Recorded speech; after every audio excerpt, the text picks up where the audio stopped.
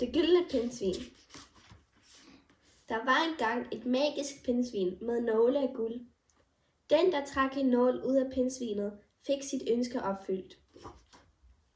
Da Bjørn trak en nål ud, ønskede den at være dronningen over alle bier. Hej hej.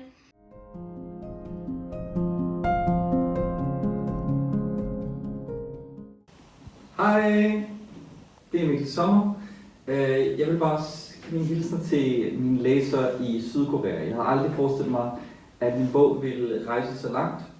Jeg skrev den for mange år siden til min datter, og jeg fandt for mange historier til hende, da hun skulle sove, og det var en af dem.